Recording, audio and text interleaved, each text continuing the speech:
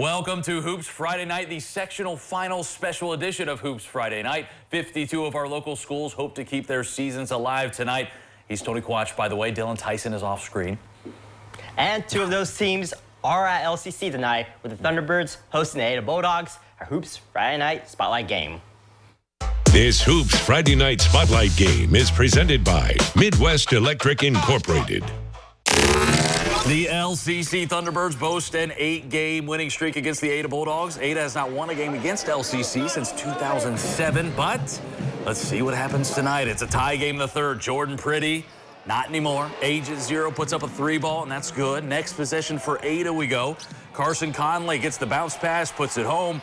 Bulldogs make it a 1-point game. Now LCC trails by 1. Brady Parker decides to make a long-distance call. He's sophomore, puts the T-Birds up by 2. Meanwhile, the Bulldogs bite back.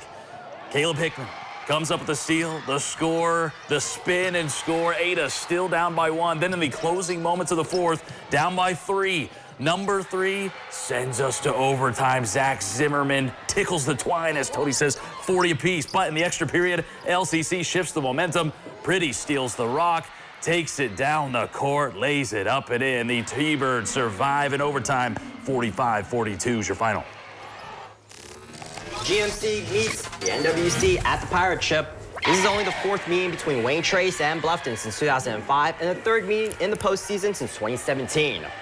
Early on, Zach Stoller snatches the offensive board. He lays it back up and in. The Raiders are off to a quick start. On the other end, here come the Pirates. Merrick Donaldson with a clean Euro step. The senior takes it to the cup for the 2. The Raiders will go on a little run here. First up, it's the senior, Brady Miller, connecting on the fadeaway J.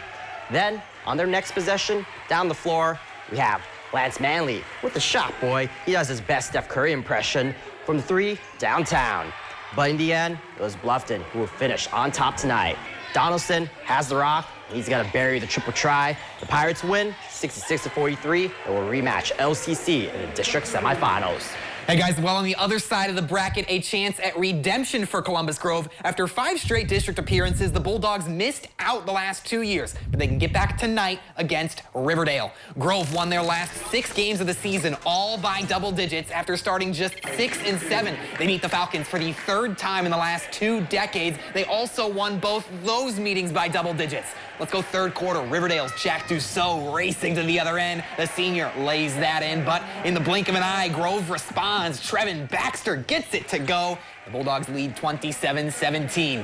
Ensuing moments now, Riverdale's Evan Ryder makes the defense pay. The senior downs that one from beyond the arc, cutting the Falcons' deficit to 7. And following that up, junior forward Grant Inbody going up strong for the deuce. An 8-0 Riverdale run makes it a 27-25 ball game. But Columbus Grove finds breathing room. Bulldogs get the steal. Finishing on the other end is Baxter. Another double-digit win for Columbus Grove, 53-41. All right, Columbus Grove will face Crestview. The Knights looked better than Lincoln View, 53-35. Anna beat National Trail at Troy, 61-33. They'll face Miami Valley next. D6, Northwest 1, Patrick Henry tops Antwerp, 72-42. They'll face Fairview after they beat Hicksville, 43-31.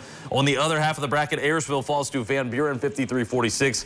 Evergreen over Elmwood, 81-57. Those two will meet on Wednesday night. We have an all-PCL showdown at the 4. Pandora Gilboa takes on Fort Jennings in a rematch from last week. This is the 3rd meeting in the postseason since 2009, with each team coming away with 1 win. Fort Jennings strikes first. The zone defense leaves Owen Cavillage wide open in the corner. He gets nothing but net on that one. Home team is up by 3. Later in the game, the Rockets answer back. Lane Lee has the ball. The senior sinks a 3-ball of his own. It's a barrage of 3s to open up this game. Fort Jennings is now up, you guessed it, by 3. Jaron Swick lets it fly, hits nothing but net. That doubles his team's lead to 6. The Rockets now find themselves down by 11. And it's Lee again cutting through the lane and getting the score here. But this one is all Fort Jennings.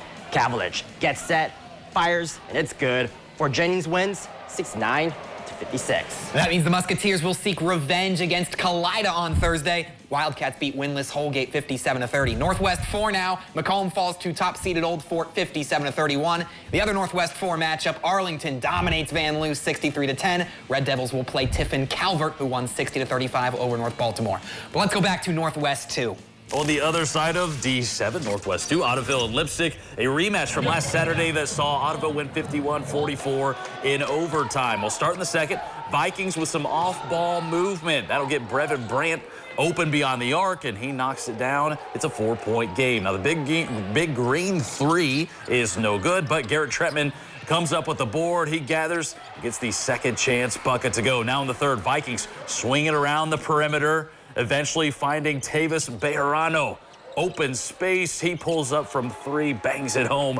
Ottoville now out in transition. They get some penetration inside. They'll find Brandon Calvledge at the top of the arc. This matchup would go to overtime for the second time in 6 days with the same result. Ottoville comes out on top, 50-47. That means the Big Green moving on to play PCL rival Miller City. The Wildcats picked up a 70-39 win over Continental. Meanwhile, Ohio's #1 team in Division 7, Russia, dominates the Southwest District matchup, beating Ansonia 86-28. Up next, 14 seed Bradford. All right, it's time for our first break. Coming up, we'll switch back to Division 6. A lot of MAC schools. Division 4 over at Elida as well. BRB. You're watching Hoops Friday Night!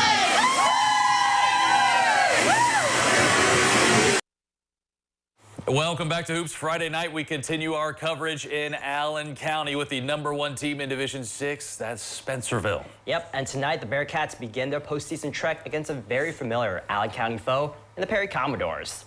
Spencerville holds a 6-1 record against the Commodores since 2005. This marks the 4th meeting in the postseason between the two in the last decade.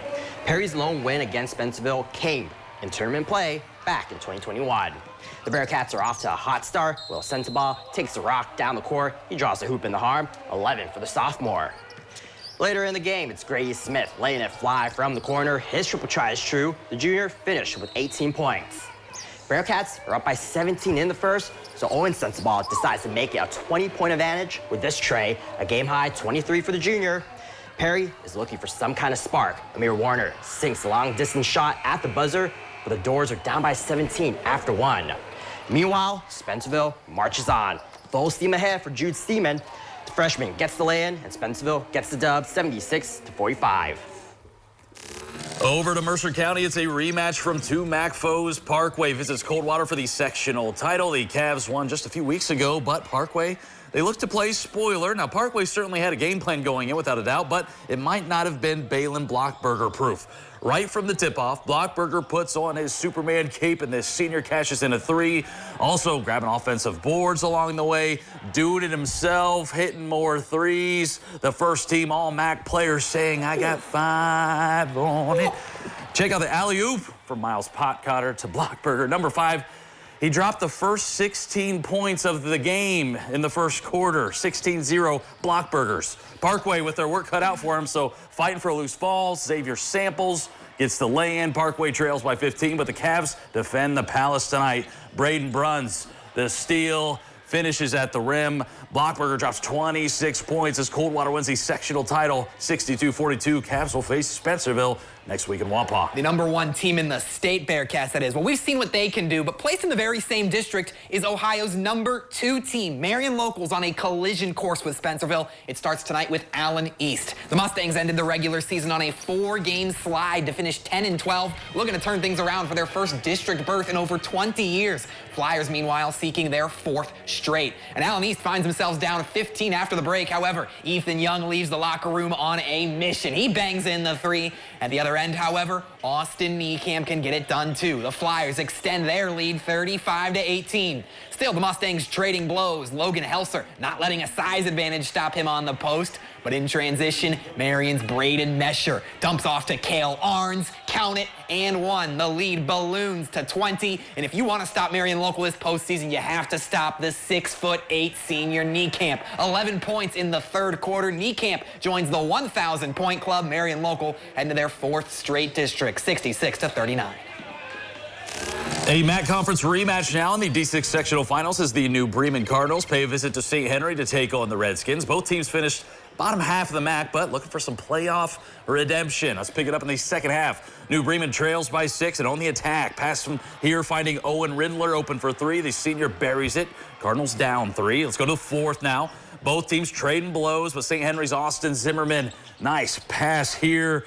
Or wide open, Jack Hulsman drills the corner 3, Redskins by 4. Later in the fourth, St. Henry pushing the pace. Hulsman again, this time shows the mid-range, 30-28 Redskins, but New Bremen not giving in despite being on the road. Lucas Leonard's skip pass finds Aaron Webker, contested shot, but he knocks it down anyways. New Bremen goes on the road, gets the sectional title victory over St. Henry, 42-37. They'll face Marion Local in the district semis on Wednesday.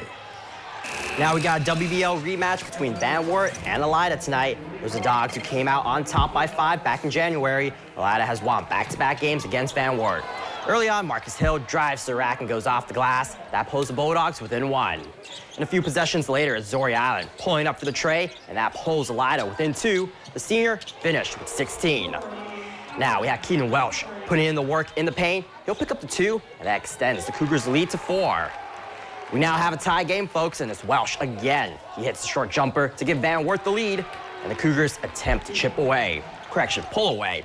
Griffin McCracken drives baseline. He doubles Van Wert's lead to 4 with this lay-in, but Elida would have the last laugh. Parker Krim spins, shoots, and gets the score. The Bulldogs outlasted Van Wert in overtime, 63-59. Rest of tonight's WBL action in D3, Wapak beats Springfield 62-47, while 4-time defending regional champion Ottawa Glandorf bows out against D4 Shelby 51-49 in overtime. D4 Southwest, Ben Logan falls 68-27 against Archbishop Alter, but in D5, Indian Lake beats Greenon 53-38. Back to the Northwest District, Paulden gets the road win 60-54 over Lake, and in District 2, Liberty Benton beats Edison 57-50. All right, coming up after the break, back to Division 7. We're at Upper Scioto Valley, more MAC as well, and Minster, highlights and scores straight ahead. Welcome back to a sectional final hoops Friday night. Back to Division 7. We go to Upper Scioto Valley. Temple Christian came into town for a NWCC showdown. The Pioneers and Rams met for the first time this season back on January 31st. That Friday night, USV won it 64-52. This Friday night, we start with Temple Christian's Derek Schultz. Watch the drive. Sidesteps around the help defender there and gives the road team the 13-10 lead with time running out in the first period.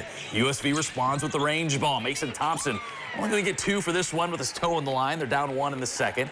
Pioneers will see that long 2 and raise them a 3 ball, though, courtesy of Schultz, the junior, once again delivering to fuel this back-and-forth game. Now it's Thompson again for USV. Sidestepping a defender of his own. A tight game until the end. More distance from Upper later. Maddox Underwood, he'll hit from beyond the arc. He had a game-high 21. Rams were down 3 with 1:15 to play, but they complete the comeback to win their first sectional title since 2014, 53-48. And that means USV will take on St. John's after the Blue Jays dominated against New Knoxville 80-41. And MAC teams are 8-0 against the NWCC this season. That brings us to this one. Hardin Northern tries to knock off Minster. The Wildcats, the number 8 team in the state. They last met the Polar Bears in the 2015 sectionals and won that game by a 48-point margin. It's another fast start for Minster. Cole McClurg over to Cole Richard, who buries the triple. Cats get out to a 9-0 head start. Richard taking on 2 down low as the senior scores his 1,000th career point. But Hardin Northern would rally. Senior Andrew Sutton lights a spark with his triple. Polar Bears pull within 3 moments later. Xander Wilson backs down his man, then spins for the left-handed finish. The senior had a game-high 27-point performance, but not enough to stop the mighty MAC. Connor Schmeezing takeaway. Andrew Kentner bucket, 60-9-50 the final. Minster is district bound, Tony. And that means the Wildcats have a date with the Richmond Golden Gophers. The Golden Gophers defeated Jefferson 48-41. And that will do for Hoops Friday night. Tomorrow, district final girls basketball, sectional wrestling. We'll have you covered. Have a good night.